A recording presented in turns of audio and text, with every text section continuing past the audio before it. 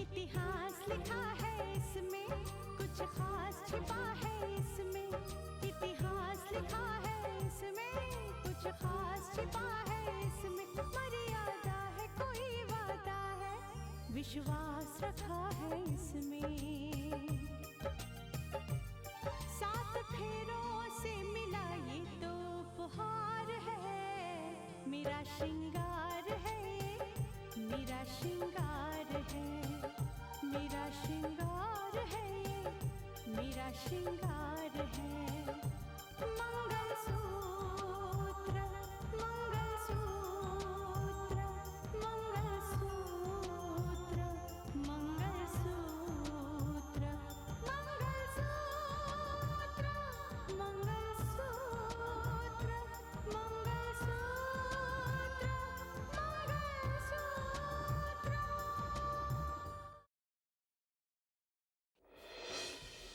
जज साहब, जितने सदमे रितिका को मिले हैं भगवान किसी दुश्मन को भी ना दे। रितिका को सस्पेंड कर दिया गया है। डॉक्टर कम से कम ये उम्मीद तो जता रहे हैं कि गौरव के शरीर में जल्दी हरकत होगी और शायद वो होश में आ जाए। तुमने ऐसी लगाई है ना चिंगारी उसकी जिंदगी में, एक ही चिंगारी ने रितिका की हर खुशी को जलाकर राख कर दिया है। दिल को समझाना होगा कि रितिका गुनहगार नहीं हो सकती, वो ऐसी बातें नहीं कर सकती है।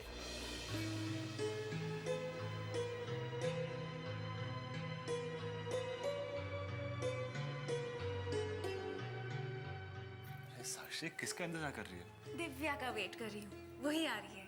अच्छी बात है, लेकिन दिव्या से कहना कि जो होना था वो हो गया। अब उसे खुद को और अपने घर वालों को संभालना चाहिए। हाँ राहुल, मैं वही कहने वाली थी उसे। हाय साक्षी। हाय राहुल, कैसा लग रहा है राहुल? तुमने तो इसे काफी टाइम पहले देखा था ना? वैसे दिव्या मैं एकदम सरप्राइज्ड हूँ, तुम पूरी तरह बदल गई हो। बस बस, साली समझ के ज्यादा तारीफ करने की जरूरत नहीं है। अरे अच्छा बाबा, तुम दोनों बात करो, मैं आता हूँ, ठीक है? ठीक है।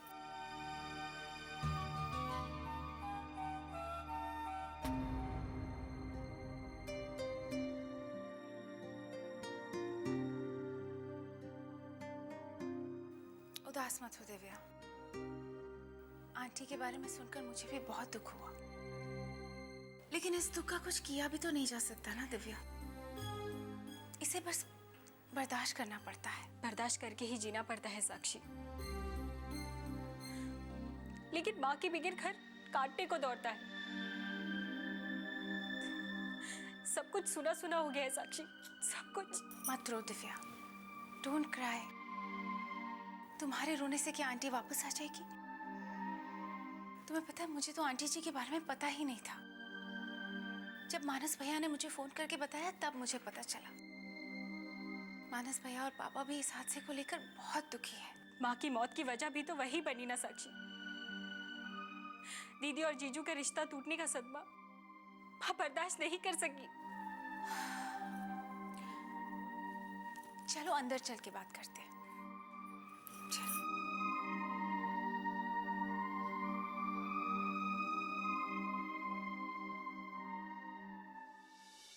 दिव्या, मुझे पता है कि तुम्हारे घर वाले भी मानस भैया और पापा को जिम्मेदार ठहरा रहे हैं। मैंने पापा से इस बारे में बात की थी। उन्होंने मुझसे कहा कि उनको इस बात का बिल्कुल अंदेशा तक नहीं था कि आंटी को इतना बड़ा सदमा लगेगा और उनकी जान पर बनाएगी। अचानक से मानस जीजू ने दीदी के ऊपर इतना बड़ा इल्जाम लगा दिया, और जब तुमने मुझे बताया कि इसमें उनकी कोई गलती नहीं है तो मैंने इस बात को मान लिया। लेकिन क्या तुम मुझे पूरी बात बताओगी कि आखिर दीदी ने ऐसी क्या गलती की है? दिव्या, शायद तुम्हें पता नहीं, लेकिन मानस भैया ने भाभी को पहले से ही बोलकर रखा था कि अगर उनके दिल में राकेश के लिए जरा सी भी फीलिंग्स है तो वो पूरी तरह राकेश की बनकर रह सकती है। पर भाभी ने ही उन्हें विश्वास दिलाया था कि उनके दिल में मानस भैया के अलावा और कोई नहीं है। हाँ, फिर भाभी को राकेश से जाके मिलने की क्या जरूरत थी? भैया को पहले भी किसी का फोन आया था कि भाभी और राकेश मिलते रहते हैं। एक बार फिर से मानस भैया को किसी ने फोन किया। इस बार मानस भैया ने जाकर देखा भी। उन्होंने देखा कि किसी रेस्टोरेंट में से पहले राकेश बाहर निकले और उनके पीछे पीछे भाभी बाहर निकली। एक बार फिर से मानस भैया को फोन आया।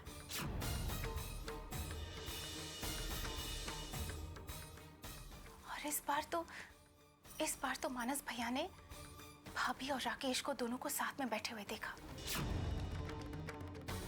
अब तुम ही बताओ दिव्या, अगर मानस भैया कुछ करते तो क्या करते?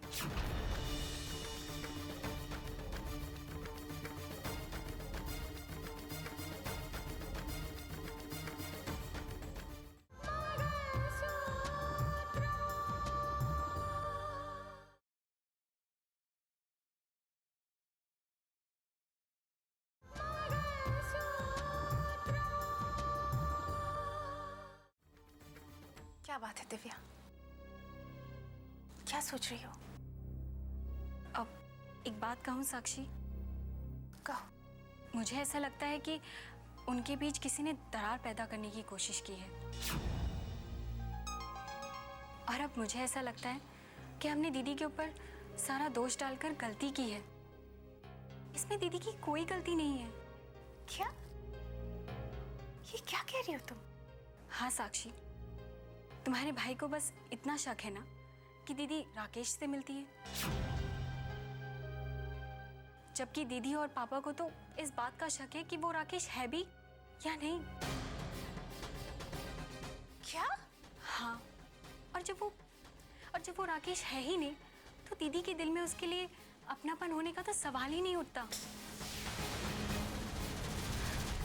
और दीदी खुद इस बात को जानना चाहती है कि वो असली राकेश है या नहीं। और इसीलिए उन्होंने घर में हम सबके सामने कहा था कि वो एक बार राकेश से मिलकर बात जरूर करेंगी, क्योंकि एक वही है जो इन सारी बातों का बड़ी आसानी से पता लगा सकती है कि वो राकेश है या नहीं। अगर वो बार बार राकेश से मिलती हैं तो राकेश की सच्चाई जानने के लिए वो एक बार राकेश से मिलने की बात क्यों करेंगी? और सच्चाई ये है कि राकेश से मिलने के बाद दीदी ने पापा को ये बताया कि वो असली राकेश नहीं है, वो कोई बहरूपिया है। राकेश का हमशक्ल है वो। और ये सब तब हुआ साक्षी, जिस दिन तुम्हारे घर से दीदी को हमारे घर आना पड़ा। क्या?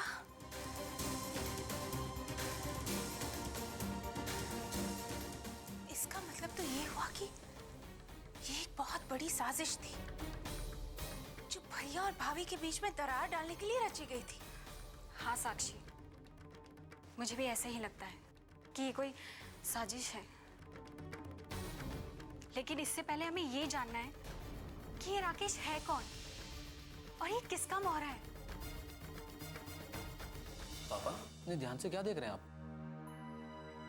ये मानस आया है, जो मानस ने मुझे भेजा है, जिसमें वो अपनी सच्चाई साबित करने के लिए उसने खुद रिकॉर्ड किया है, जहां पर राकेश रितिका के साथ बैठा हुआ है। देखिए, ये राकेश नहीं है शिवराम जी। देखिए, अगर गौर से आप इस एमएनएस को देखें तो इसमें जो इंसान रितिका को चाय पिला रहा है ना, देखिए उसकी कलाई पर एक त्रिशूल का निशान बना हुआ है।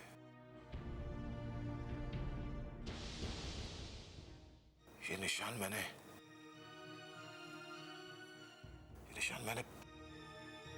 पहले देखा है कहीं शिवराम जी।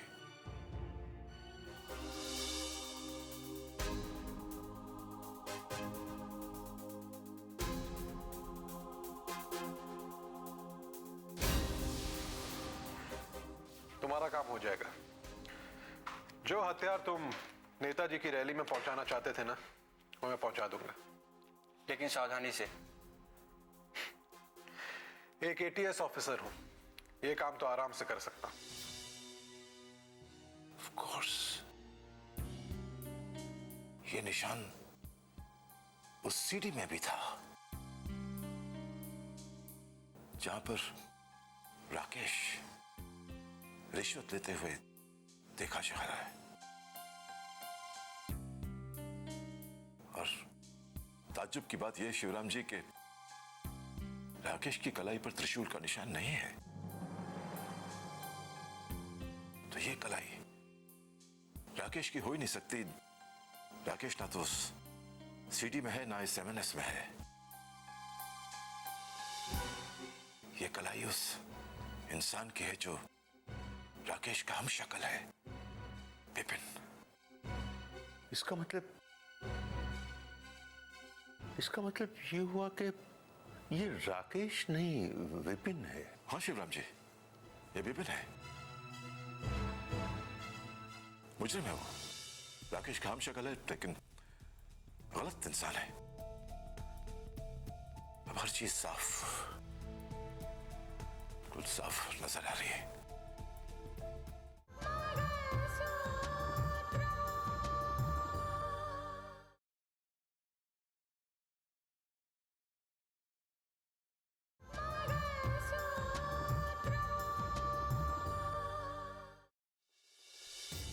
तुम फिक्र मत करना दिव्या, इस बारे में मैं मानस भैया से बात करूंगी। तुम्हारी बात सुनकर अब तो मुझे ऐसा लगने लगा है कि हम सब इतनी बड़ी गलतफहमी में थे, जिसकी वजह से मैंने भी रितिका भाभी को गलत समझ लिया। अब देखते हैं आगे बात कब तक साफ होती है, लेकिन इस बात का पता तो हमें लगाना ही होगा। तुम्हारे कहने पर मैंने भी दीदी को गलत समझ लिया।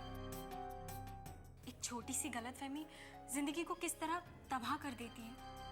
इस वक्त इस बात को मैं बहुत अच्छी तरीके से महसूस कर रही हूँ। कैसी हो बेटी? नमस्ते अंकल। नमस्ते नमस्ते बेटा। पापा जी ये। हाँ हाँ जानता हूँ बेटा, ये तुम्हारी सहेली दिव्या है ना? जी पापा जी। अरे कहाँ जा रही हो बेटी? अब अंकल वो बहुत देर हो गई आए हुए। हाँ पापा जी, और घर में सब लोग इंतजार भी कर रहे हो। अरे बेटा, हमारी साक्षी माँ बनने वाली है। अकेली रहती है, इसे कंपनी दिया करो, हंस खेल लेगी थोड़ा बहुत। हाँ हाँ, आते जाते रहना बेटा। जी अंकल, चलती हूँ। नमस्ते। बाय साक्षी। और हमारे घर में एक बहुत बड़ी खुशी आने वाली है बेटा, पता है ना? भाई पूरा कमरा सजाया जाएगा आने वाले मेहमान के लिए। शेर सिंह जी, ये सारे खिलौने कमरे में रखवा। बिल्कुल सर, अभी रखता हूँ। अरे भाई नीलिमा, कहाँ हो तुम? जल्दी आओ। क्या बात है, आप इतने खुश लग रहे हैं? अरे खुशी की बात तो है। ये राकेश कहाँ है? उससे कह दो कि हमारी जमीनों का सौदा हो गया है, कल तक हमें रुपया मिल जाएगा। अब वो आराम से अपना बिजनेस शुरू कर सकता है। नीलिमा, क्या बात है नीलिमा? लगता है कि तुम्हें खुशी नहीं हुई। नहीं नहीं, कैसी बातें कर रहे हैं आप? भला दुनिया की ऐसी कौन सी माँ होगी जो अपने बेटे की खुशी से खुश नहीं होगी? मैं तो ये सोच रही थी कि वो प्लॉट हमने अपने लिए खरीद रखा है। अब देखिए ना, आपकी रिटायरमेंट के बाद ये बंगलो तो रहेगा नहीं, उस जमीन पर तो हमें अपना घर बनाना है ना। राकेश का बिजनेस चल पड़ा ना, तो ऐसे दसियों प्लॉट खरीदकर हमें दे देगा वो। देखो नीलिमा, इन सारी बातों को भूल जाओ और भगवान से सिर्फ ये प्रार्थना करो कि राकेश अपने मकसद में कामयाब हो जाए, बस।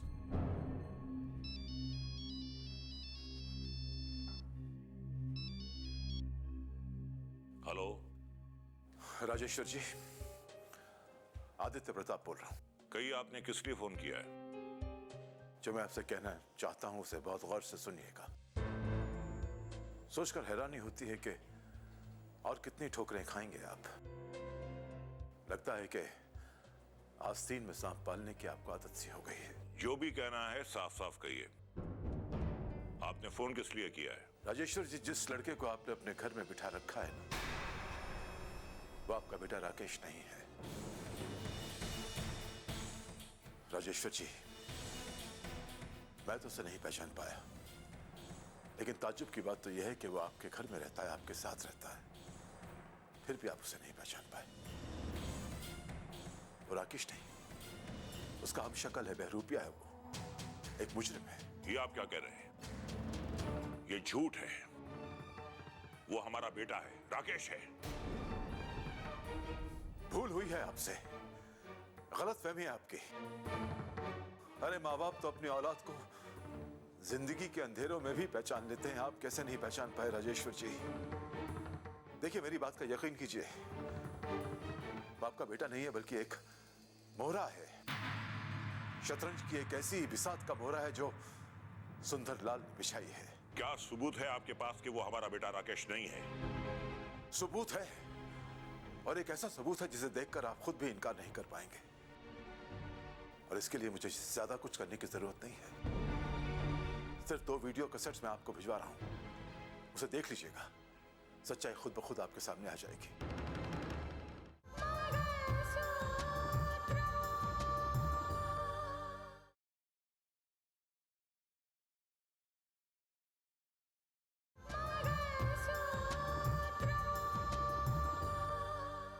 राजेश्वर जी, प्लीज प्लीज, अरे कभी तो मेरे बात पर यकीन कीजिए। अगर ये हमारा राकेश नहीं है तो फिर हमारा राकेश कहाँ है और ये कौन है? उस लड़के का नाम विपिन है, अहमदनगर का रहने वाला है वो। राकेश का हम शक्ल, जिसका इस्तेमाल करके वो वीडियो बनवाया गया था जिसमें राकेश को रिश्वत लेते हुए दिखाया गया था। नहीं नहीं, ये बिल्कुल सच नहीं हो सकता, ये झूठ है, झूठ है ये। राजेश्वर जी, ये सच है।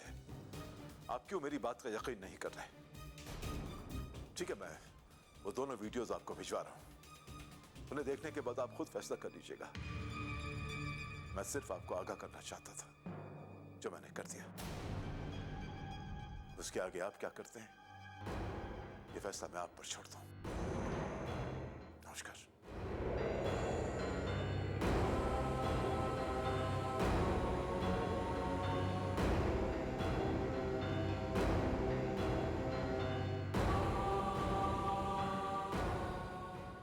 किसका फोन था? जस्टिस आदित्य प्रताप का फोन था।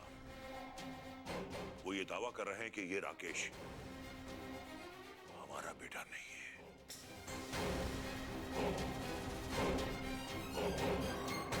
जी आप क्या कह रहे हैं? हाँ,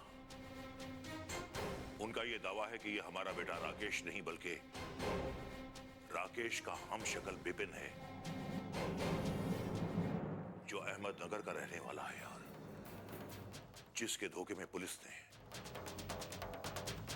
हमारे राकेश को कानून और देश का मुजरिम करार दिया। मुझे लगता है कि उनकी बात सच है। क्या क्या कह रही हो तुम? सच कह रहे हैं आदित्य भाई साहब, ये लड़का हमारा बेटा हो ही नहीं सकता।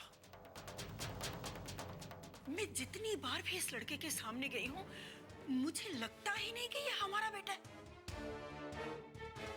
ना ये लड़का हमारे बेटे की तरह हंसता बोलता है, ना खाने में उसकी पसंद से इसकी पसंद मिलती है। सच कह रही हूँ, कितनी बार मैंने सोचा है इस बारे में आपसे बात करूं, पर नहीं, हिम्मत नहीं होती आपसे बात करने की। भाई साहब बिल्कुल सही कह रहे हैं, बिल्कुल सही कह रहे हैं, ये लड़का हमारा बेटा नहीं हो सकता, नहीं हो सकता। ये लड़का हमारा राकेश नहीं हो सकता।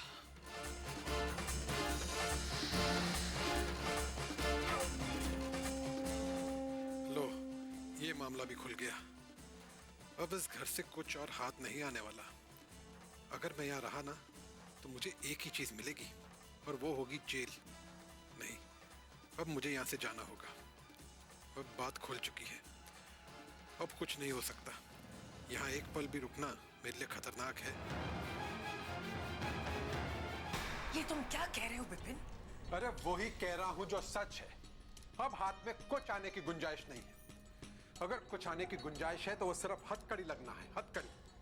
और अगर मैं ज्यादा देर तक वहां रुका ना तो वो लोग मुझे उम्र भर के लिए जेल पहुंचा देंगे। लेकिन तुम तो कह रहे थे कि एसडीएम साहब तुम्हें 2.5 करोड़ रुपए देने वाले हैं। अरे वो तो देने के लिए तैयार हो चुके थे। उन्होंने तो अपनी जमीन तक का सौदा कर लिया था। लेकिन ऐन वक्त पर उस आदित्य प्रताप का फोन आ गया और उसने सारा भांडा फोड़ दिया। बता दिया कि मैं राकेश नहीं हूं बल्कि उसका हमशक्ल हूं, अहमदनगर का रहने वाला विपिन हूं। उन्हें ये बात कहां से पता लगी? अरे चाहे कहीं से भी पता चली हो, बात तो खुल गई है ना। और उस नीलिमा को तो मुझ पर पहले से शक था कि मेरी कोई भी आदतें राकेश की तरह बिल्कुल नहीं है। और ये बात खुलने के बाद तो उसका शक यकीन में बदल गया है। यानी उन्होंने ये बात पूरी तरह से मान ली। मैं पीछे के रास्ते से छुपकर आपसे मिलने आया हूं क्योंकि उनके सवालों का मेरे पास कोई जवाब नहीं है। अब वहां से तो मैं आ गया, अब अगर उनके सामने जाऊंगा ना तो फंस जाऊंगा। अब इस शहर में तो मैं रह नहीं सकता और उससे पहले इस शहर में मेरी तलाश शुरू हो मैं यहां से निकल जाऊंगा। देखो विपिन, एक कोशिश करने में कोई हर्ज नहीं है। अगर एक कोशिश से तुम्हें 2.5 करोड़ रुपए मिलते हैं तो 2.5 करोड़ कोई छोटी रकम तो नहीं है ना। और अगर मैं पकड़ा गया तो आप तो कह देंगे कि आप मुझे पहचानती नहीं है। देखिए, मुझे और फंसाने की कोशिश मत कीजिए। आप लोगों के बहकावे में आकर मैं पहले ही गलती कर चुका हूं कि अब सुकून से जीना भी मेरे लिए मुश्किल हो गया है। अब मुझे रोकने की कोशिश मत कीजिएगा।